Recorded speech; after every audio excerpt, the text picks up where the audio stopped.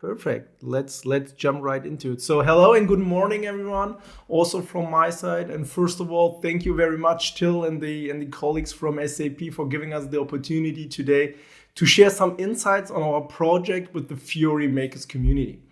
As Till mentioned, my name is Akin Aritmark. I'm responsible for the customer engagement team at Soventa. Together with BSH, we started a journey a few years ago to basically redesign the talent management processes and tools. Today, we want to share why we started this project basically and how we utilized SAP Fiori to bring next generation user experience to the application landscape. I'm happy that Philip is joining me today, who will give you some insights on why these initiatives are so critical from a BSH point of view, and he will also show you some of the results we were able to achieve in this project. So with that, Philip, I would like to hand it over to you. Thanks, Akin, for the nice introduction. Thanks also, Till, for giving us the opportunity today to show a bit out of our work regarding the redesign of the talent management. I'm Philip. I'm the business consultant slash product owner HR corporate in the Department of Global Digital Services here at BSH Home Appliances. And HR corporate topics to us are basically the talent management and development, learning management, and also organizational master data management. And before talking about the project, I want to give you some key facts about the BSH so that you know who we are and can relate to it. So BSH is the Bosch Siemens Home Appliances Group. It started as a joint venture of Bosch and Siemens since 2015. It's 100% part of the Bosch Group. We're the #1 home appliance manufacturer in Europe with a turnover of 13.9 billion euros.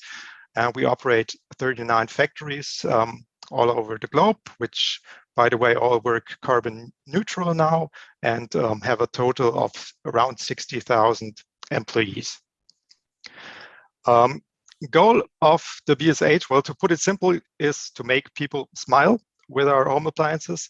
Goal is to become market leader for consumer experiences in the home appliance industry, to put the consumer at the center and offer innovative products and digital services to them. And the assumption here is that around the globe, those consumer needs and circumstances are very different. So goal is to tailor them to the consumer's needs and to be on their side through the entire life cycle of their devices and products. So what are we building? We're building home appliances for daily use, which is cooking, baking, cooling, freezing, dish care, laundry care, and small appliances, such as espresso machines or automatic food processors.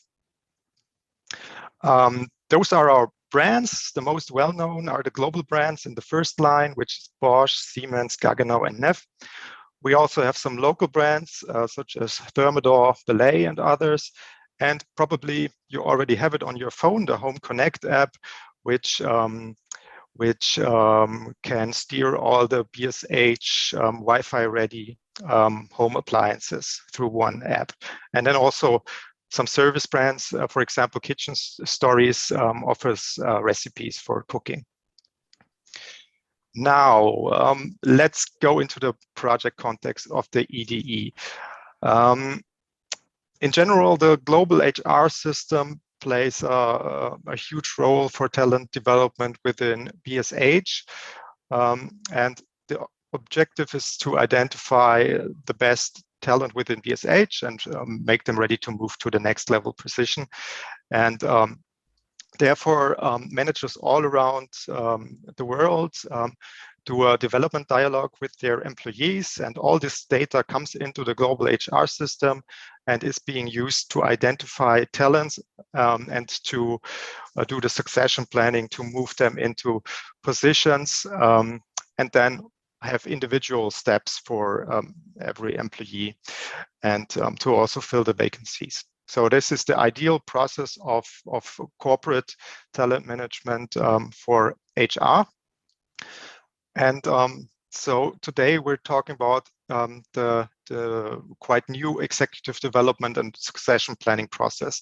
I try to explain it in 7 simple steps. The first step is the meeting where manager and employee talk about their expectations.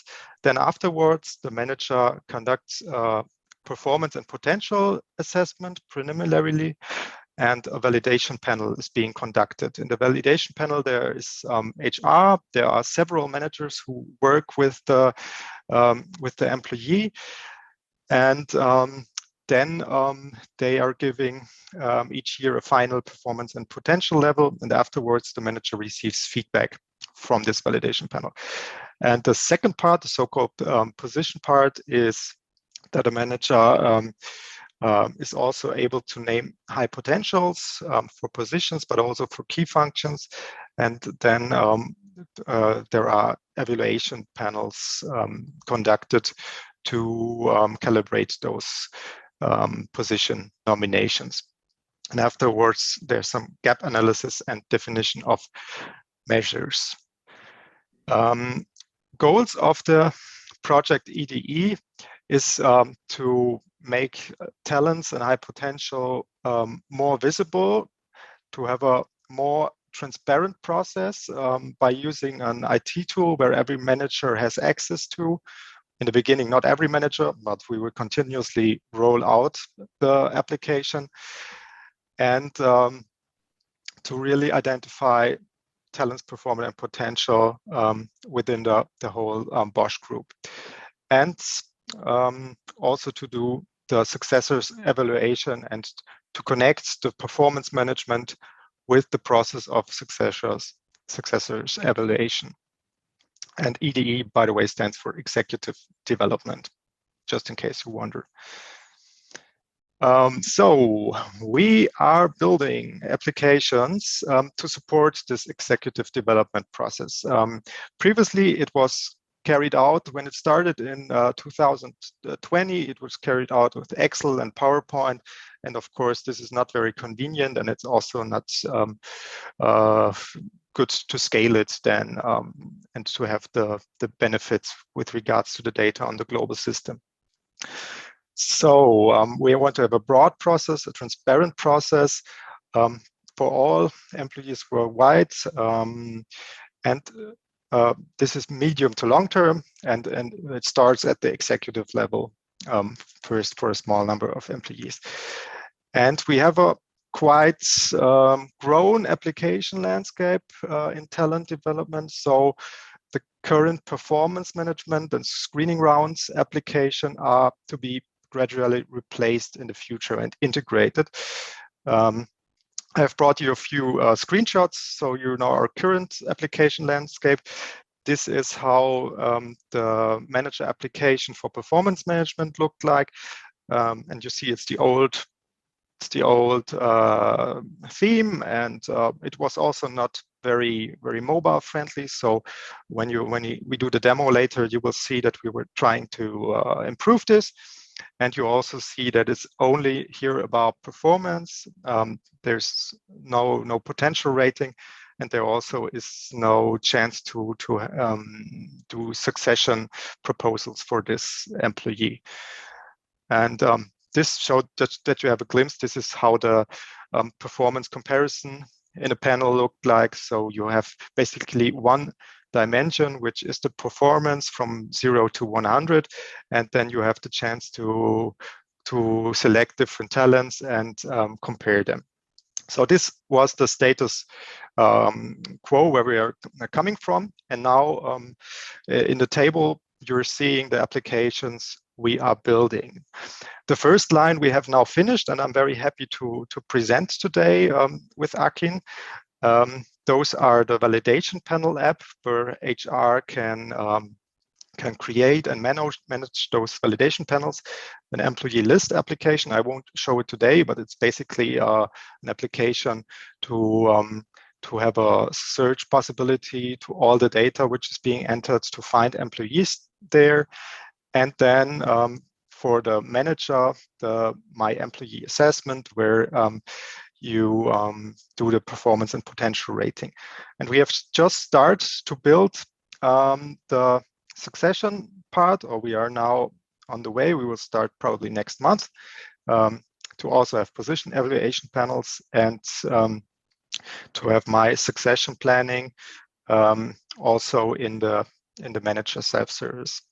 And on the longer scope, we have a key positions app and also HR analytics to be implemented when the data grows bigger. So planned rollout for the position part, I will not share today, is end of 22. Today we're talking about the people part, the first half, I'd say, of the EDE project. Before jumping into the screens, Akin, you wanted to share a bit about the approach that we took when developing the apps. Yeah, definitely. Thank you, Philip. So, and let me give you also some color on the challenges we had. So we basically kicked off the project around April last year, and it was clear that we needed the first application, the people part, already. I think it is in September, right? So we had a short amount of time. There were some technical challenges we faced there. So we need a scalable technology, wanted to use as much as possible from the standard within the SAP ecosystem, and also, as I said, having the user experience bring this to the next level. So having this fact, how did we tackle basically this challenge? From day one, it was clear to us that we need to think about the processes and the tools from an end user perspective. So we started in April and continued in March with several scoping workshops with key representatives from IT and HR to have everybody on the same page, directly on board, and who were also in parts the end user of the solution. It was clear from the beginning that BSH wanted to utilize the capabilities and the benefits of the Fiori design system. So based on that, our team created visuals like scribbles and mockups to give an impression on how the application would look like and how it would basically behave quite early in the process. That was the baseline for the whole project team to have the discussion with key stakeholders if such a solution can cover all main needs from business side and bring a state-of-the-art user experience to the talent application landscape. And B, also very important to have the technical concept quite early in place in the project. So our main goal was to utilize, as I said, as much as possible from the existing technical circumstances, like the authorization concepts available in the HCN system of BSH. From a front-end point of view, we basically decided to go with the Fiori 3 theme and utilize as much as possible from the standard controls within the Fiori library, using smart controls like tables, filters, and forms to really gain speed in the project. Once we had that in place, we aligned on an agile development approach to deliver, the artifacts in several iterations. It took us less than 8 weeks, basically, to hand over the development to the end user for testing. Bottom line, given the fact that we, you all can think about that, we worked completely remotely last year. We used tools like Miro for scoping workshops. This worked out pretty well. And I think as we were able to go live at the end of Q3 last year to support the year-end talent evaluation process, it was quite a success for all project members. So how does the application really look like? And I think we are going now to the really interesting part of it. Philip, I would like to hand it over back to you. Thanks, Akin. Yes, I'm happy to share. I will start with a few screenshots just to lead you to the whole process with several applications, and then I will go into a real demo also. This is the new state of the HR service application for the validation panels. You go into the application, you have an overview of current panels which have been created. You have the possibility to jump into a panel and edit or to create a new panel for the assessment period. when creating a panel, you're selecting assessors who should be part of the panel and who should do assessments. Those are managers. And then you also have employees to be assessed. And you see then also how many assessments have already been submitted. So you have an overview what work needs to be done. One of the assessment always comes from HR. And here is also the place where you do this HR assessment for the employee. So if you click on this little person icon here, you're coming to the HR assessment and can then add the preliminary values for that person. Here, John Doe has a high performance level, high potential, and also some other measures with regards to key functions he could take over and some comments.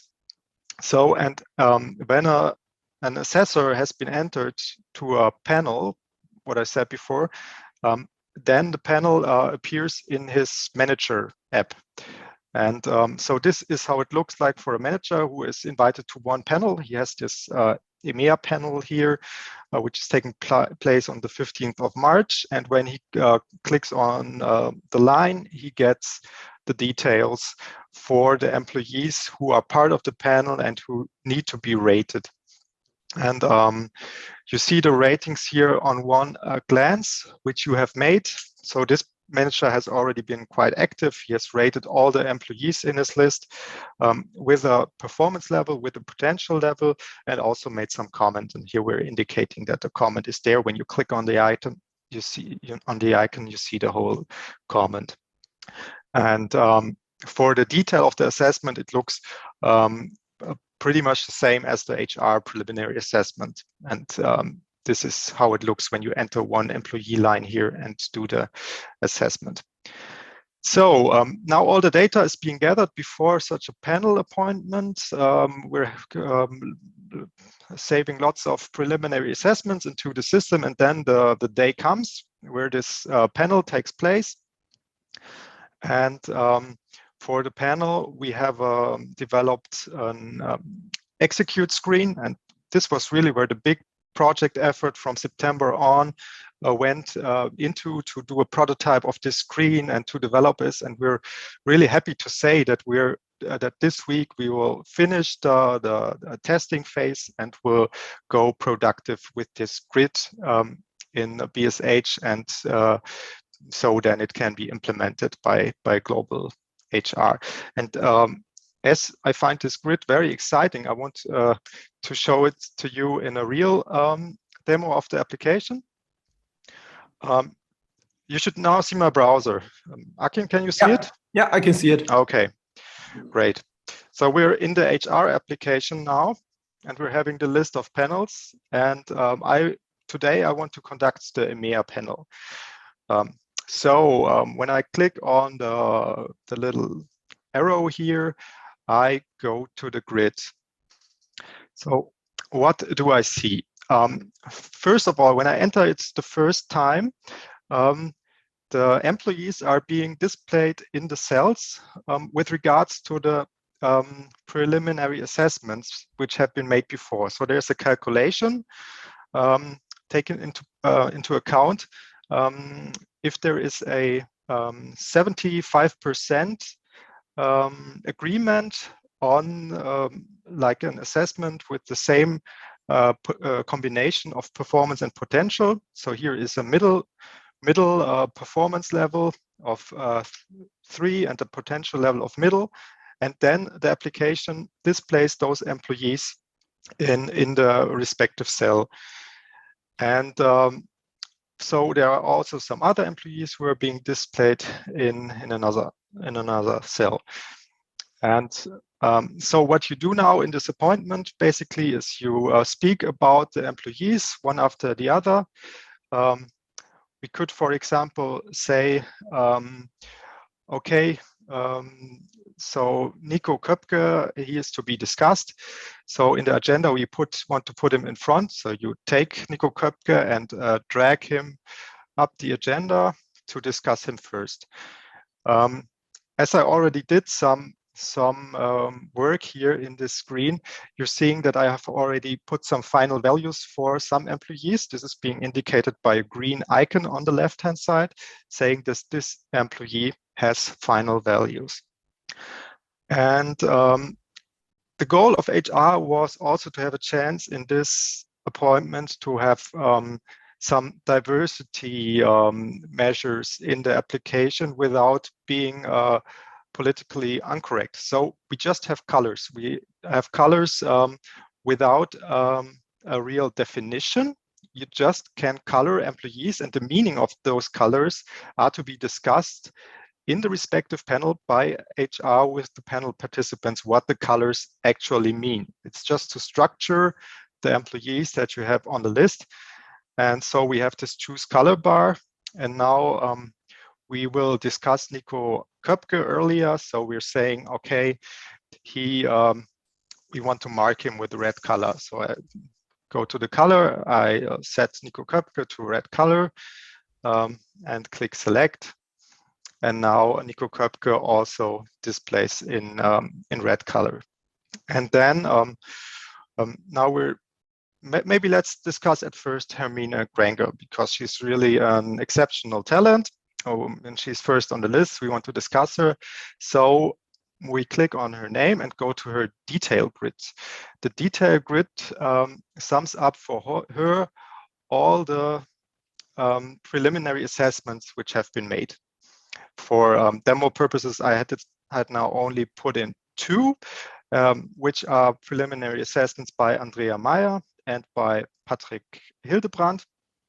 And the assessment by the manager, which is Patrick Hildebrand, is also displayed more prominently on the left-hand side with the levels. And also we can see all the comments which have been made. So Patrick Hildebrand was the opinion that Hermine is a leading figure in Hogwarts and will be a big talent, but Andrea Meyer said, okay, Harry was better and it's not the best performance.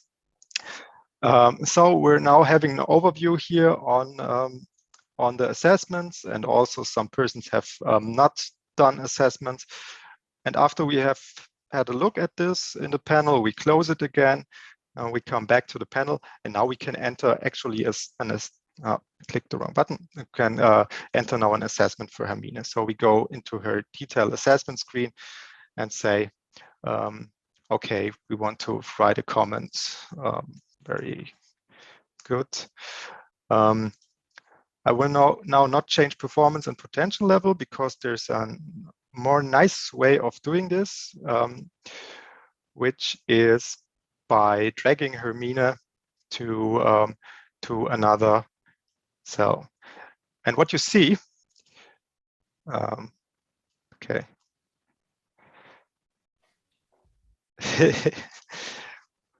Yeah. That's what always happens when you're doing a demo. That's what happens when you do a demo.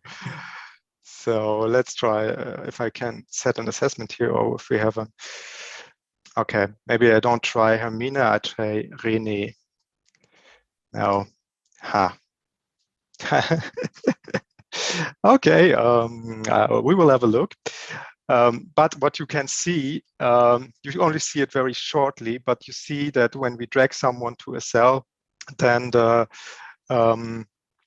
it's has 2 columns instead of 1. So you have place. Also, you have space to place a lot of employees in one cell. It also goes to a 3-column layout, only displaying the first letters of the name. And yes, then you are having here a good overview. So colors are being saved of employees. The ordering is being saved, and also the visibility. So we can also say, okay, we don't want to display Hermine any longer because we have already discussed her. Yes. So that was basically the presentation, the demo of the grid. And Akin, is there something you want to add to my presentation? Just few words here. I think you already showed it quite nicely.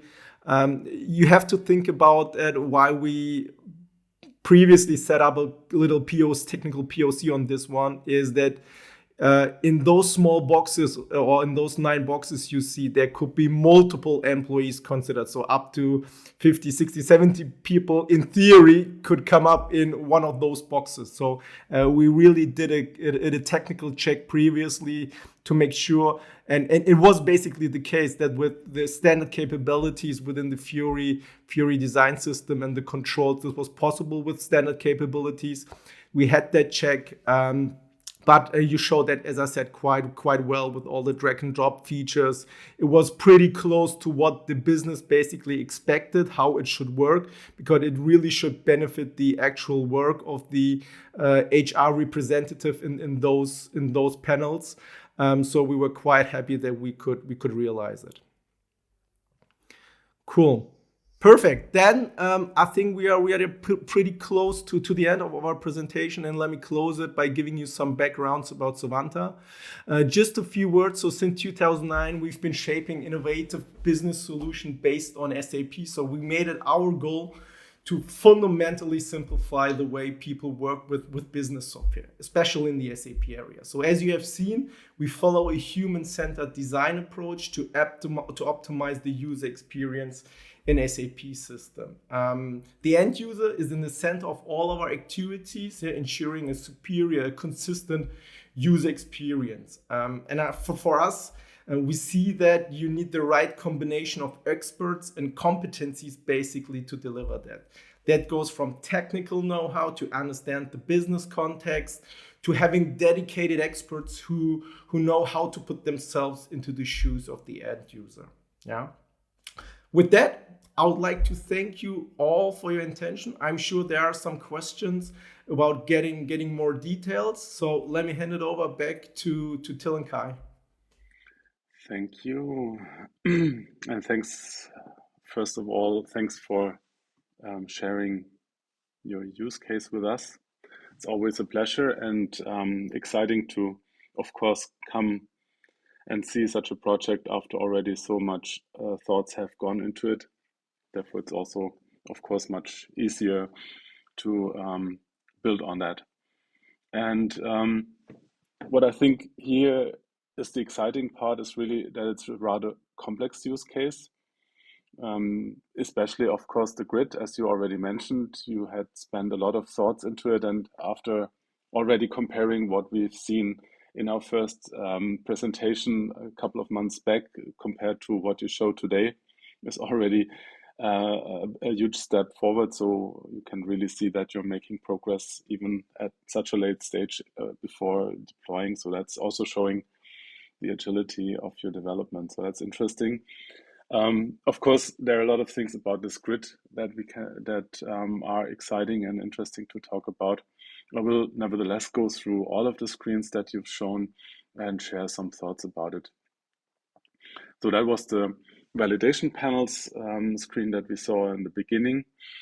One thing that is, of course, always when coming from like standard development is something that catches your attention immediately is the fact that you're running without a Fiori Launchpad and therefore without a shell bar. Overall, there is a lot of functionality in the shell bar that is helpful for the overall experience. So whenever running a Fiori application, can only recommend trying to use the Fiori Launchpad for that purpose. Or I don't know if it's possible to create an own shell to display it. It's also helping to create a certain level of structure in the screen. For something like this, we have also a floor plan from our standards, which is called the list report, which is slightly different from what we see here. There are some, I would say, optimizations on the layout, like for instance, the header area with the filter bar being stretched end to end, better space usage of the table. There's also a question, is the grid table the best option here? because we know that the responsive table without like this grid layout is usually perceived a bit more lightweight and a bit more user-friendly. We have in our standards also a rule how to use the toolbar. We try to align all actions to the right side, which is usually where you come from. Of course, on wide screens, there might be a gap between information on the left and on the right, but that does not make a difference. If you put it on the left, then there is a difference between the other information on the right. So in Fiori, we try to settle on one side, which is usually the right side. And on the left side, we have more the title, the information, the orientation. So that action right, structure left is kind of a base rule that we're using in our design system. One thing that I also always like to mention is the content formatting.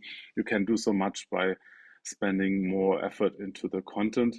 The more you try to emphasize that and make that shine, the more people benefit also from it. There's also one thing about the actions column. I maybe go to the next screen already and discuss it here. Just keep this in mind with the trash can and the pen. Here, I have an alternative proposal how that could be tackled. So going to the proposal, first of all, you see right away with the shell bar, it gets much more, I would say, contrast and live to the screen.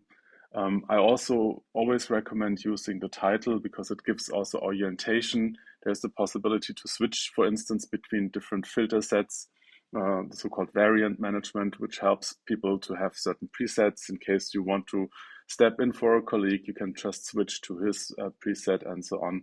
So these are advantages of the variant management. Also the filter bar, obviously, you have the possibility to filter along different dimensions. Also something that comes with the standard floor plan as we define it in the design guidelines for Fiori. So coming to the actions, that was something that I wanted to mention on the previous screen. We had this action column on the right side, which contained a delete function and an edit function. I thought about it quite some time because this is always a difficult discussion or a decision which way to go. Because of course, having the actions line by line brings them much closer to the actual content. On the other hand, what were those actions? Thinking about it, deletion is something that most likely you don't want to do accidentally. So there will anyhow be a pop-up that prevents you from erroneously deleting that line item. So there is anyhow some security step in between, and it's something that you don't do all the time. So the question here is, do we need to have the delete really in the line, or should we couple that with a selection? So either single or multi-selection would be helpful here. So you do selection and then you go with delete. That already prevents you from doing that accidentally.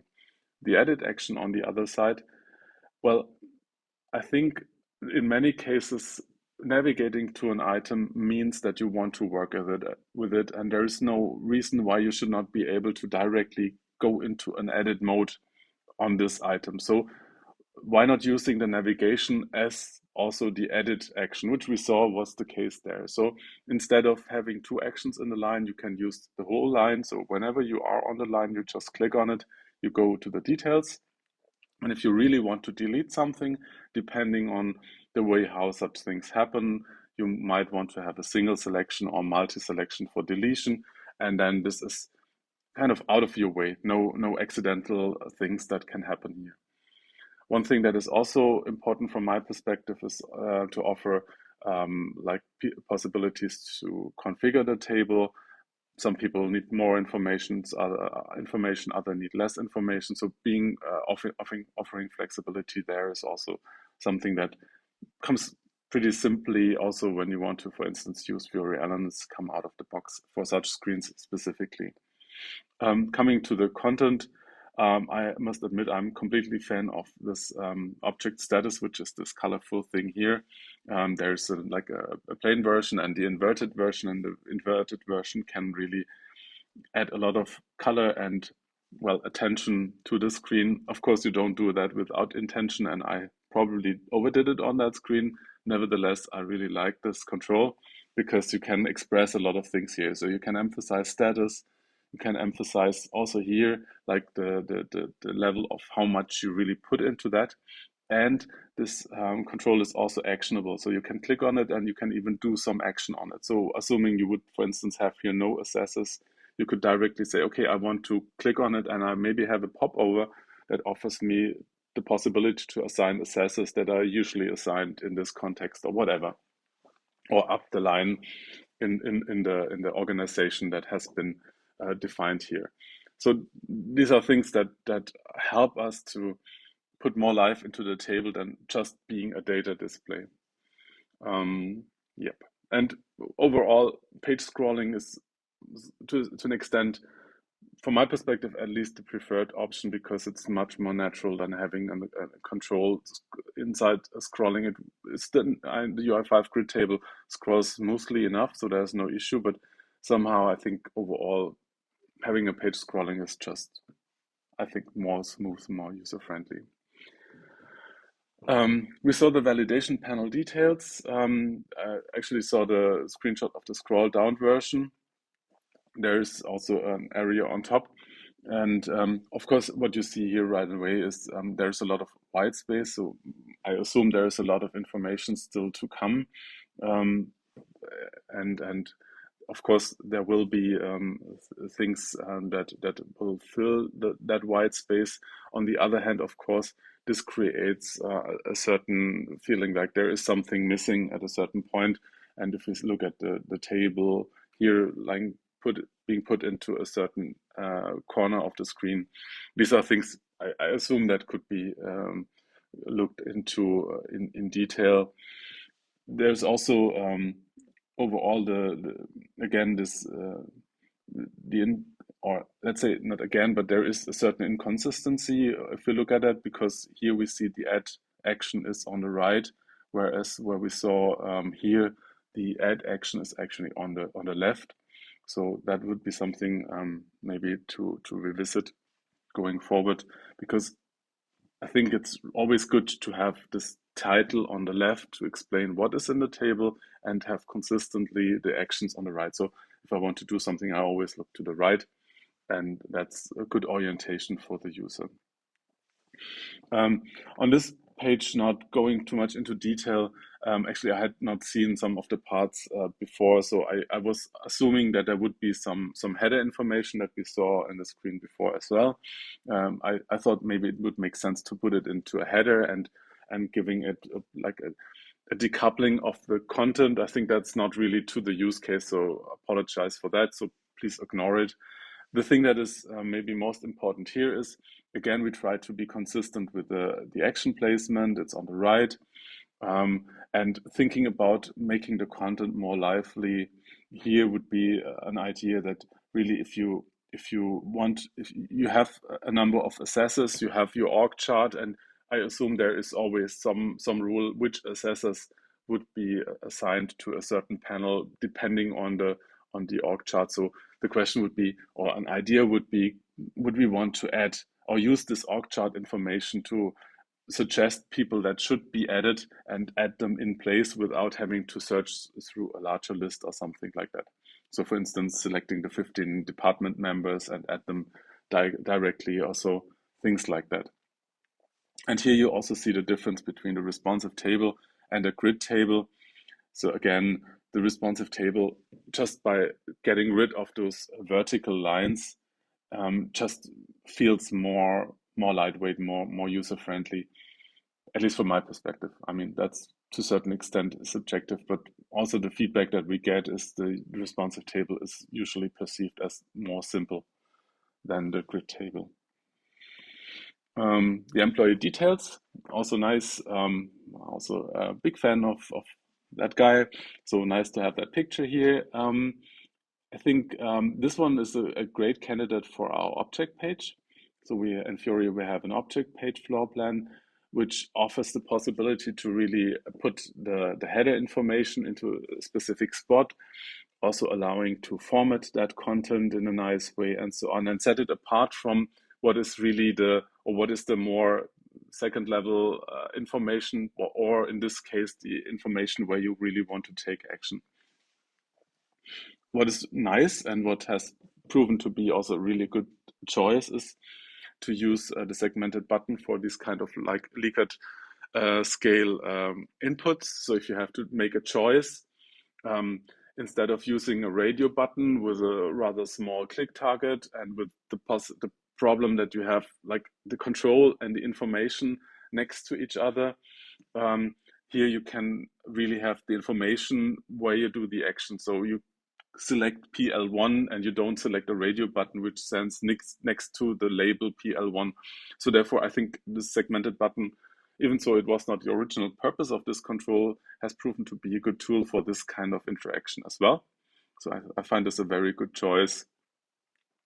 On the other hand, what I find more problematic here is the alignment between the current rating and the final assessment. Somehow it's difficult to connect the two, and especially if you resize the screen, you will hit the point where the final assessment will go below the preliminary assessment, and you will not be able to make the alignment one-to-one. So maybe there are alternatives that we can discuss in a second. Finally, there is the footer toolbar. I know people love to put the semantic action on the negative action on cancel. Absolutely free to do so. Just some thoughts from our perspective.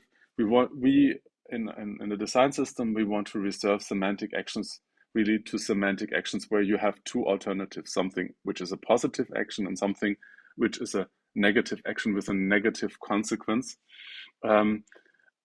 Save and close and cancel are not necessary. So cancel not necessarily is a negative action. It's just the negative path out of this application. And looking at like how many applications out there do that, it's usually we emphasize the positive, like the straightforward path, and we de-emphasize the negative path out of that. Negative not being a semantic negative, but in the consequences of the application flow, like the not forward action. So in this case, you would usually have the primary action as you see it here, save and close. You would then have the secondary actions with the border around it, and then you would have de-emphasized the cancel action on the very right. So it's away from each other, and there is no like this emphasis of a negative action here with the cancel, at least according to our guidelines. You can do it, of course, however you want. Another thought is whether those three actions are really finalizing actions and should go into the footer toolbar, or whether that's actually like more object related actions that would go into the header toolbar, which is a difference for us where we want to put like really the things that bring you forward in your application flow to the bottom, so that you really go through the application and in the end you know if you want to continue or cancel. Whereas the other thing is more a side consideration where you open an additional screen, or where you side navigate into another context. So how would that look from how you could do it according to our guidelines? So again, the object page layout is for me a perfect fit here. So we have nicely separated the header content. We have an avatar control for the guy. We have this kind of forms for the form-based information, and we have the key figure or key I don't know, remember how exactly it's called, like this big thing for things that we want to emphasize. So what is the contractual status? What is the talent membership? Whatever are things that you want to see right away. So this gives you a good idea of who you're talking about. On the top, we have the object-related actions that don't bring you forward in the interaction flow. The only thing that is really, at least from my understanding, it was really part of this specific interaction is the save and cancel, and here you see save being the primary action, cancel being the negative path action. An alternative approach to what we saw, you could also put that into a list, or a responsive table. A responsive table could also congest or consume this kind of controls, so that you put that into a list-like layout, which when you reduce the screen would keep the couples together. You would have the performance level right now and the performance level of the last year underneath of each other. And of course, as always, object status to emphasize the outcome, so it's much more visible.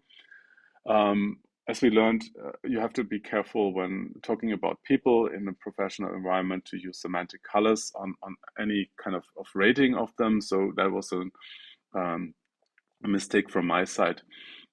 So the screen is completely neutral. It's just a color, not a semantic. But on the other hand, what you see is obviously it keeps more, or it offers a bit more of structure into this overall layout of the page. Now coming to the really exciting part, which is the grid. So first of all, really maximum respect to the team who has created that. As said, we've seen already how this has evolved over time, and how many good ideas went into that. I really also like the drag and drop and the way how that is implemented, and the overall structure. So having so much information on a page and structuring, of course, is a huge challenge. But of course, we also learned there are some challenges where it's also worth to exploring a bit. And one of them, of course, is this grid and how to best accommodate the content into there. So right now, the choice was to have a fixed grid. There was also the choice to have a hidden separation between performance level 1 and 2 and 4 and 5 inside of that grid, which is also, I mean, makes it more simple. And I understood that was the requirement from the business. On the other hand, of course, how the heck would I understand in which of those boxes those guys are? Is there a way how we can show that even so it's one box? Is there some problems? And of course, assigning colors is also a very cool feature that could be, or that is inside there. The first thing I was looking into in this context is, and this was the feedback from the colleagues that are working on tools inside of SAP, is that usually the footer toolbar is a problematic choice for tools. Tools are usually places where you spend a lot of time working. Often it's not really a finalizing action going out of the tool. So I save and want to go out of the tool. It's more like I save, I want to make sure that the status is stored. Oftentimes this comes with the versioning and so on. So I was wondering, maybe also offering a bit more of the space in the content area. We could get rid of the footer toolbar and put like the whole save stuff into the header toolbar. Maybe also making sure that this versioning idea comes to play. We already saw there is anyhow a draft saving in the background. So obviously there is a status saved away. And there is, if you manually save, you create kind of a status. Maybe there is even a version history. I think we did not have the opportunity to talk about it, but oftentimes you need to anyhow track the status of those documents. So that could go up there. We also saw that there was a switch between views, like a list view and the grid view. In the standard, we have a control for that, which is the view switch. So you could switch between this and that. Yeah, I think that was about the footer toolbar. So just thinking about getting some more space on the screen. So the first candidate for me would be the footer toolbar. The second one was, we saw that there were actually a 3-column layout. So on the left side, we had the visibility of the people. On the right, we had like a staging area for people to be discussed. It could be also an option to put them on top of each other and tap them. So I assume at least that you don't want to switch on and off the display of people all the time. And maybe you could even make it as a part of the direct interaction on the people to hide and show them. But while you're discussing a fixed set of people, you don't need that maybe. So I was just thinking about saving some space in that regard so that we have that in one area and we tap between the two. Then another consideration or idea was we have splitters, so we can use like this control with this fancy dots and a line next to it.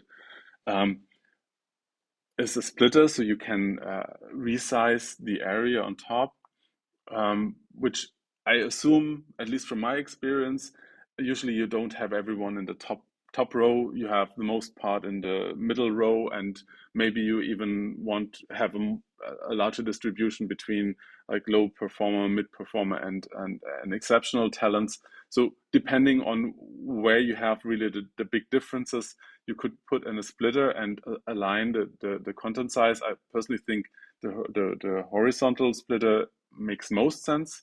So hopefully you don't have too many people in the bottom row, so you can make that a bit smaller and save more space for the center row. Alternatively, I think also an option would be to say you make it scroll out of the screen, because maybe it's a trade-off, right? Either you reduce the badges or the text to a size where you cannot read the names anymore, which makes it very difficult to find out who you are talking about, or you make the area scroll out of the screen, which can result in, of course, not having the overview. Just to think about the different options, I believe that has been discussed.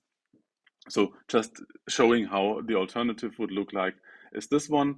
And then yet another alternative would be to say, okay, column per column, I distribute the space for each of the rows depending on the amount of people. So still you have the like the order between the rows, but you have them like uneven, which would allow you to adjust to the space used in those different areas. And I assume, as usually this is around the center, so there you would have most part of people that would push out.